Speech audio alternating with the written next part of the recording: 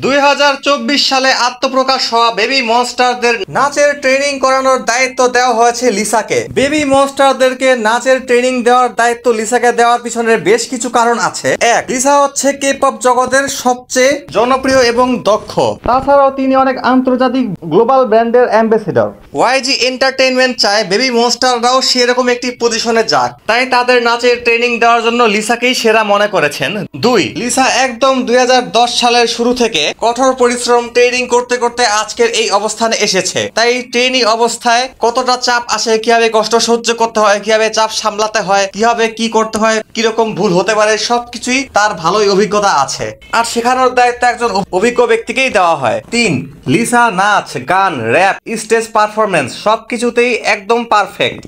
ওয়াইজি entertainment চাচ্ছে baby মনস্টারদেরকেও সব দিক থেকেই দক্ষ এবং পারফেক্ট করে তুলতে। চার, লিসার জন্ম হয়েছিল থাইল্যান্ডের এক মধ্যবিত্ত পরিবারে।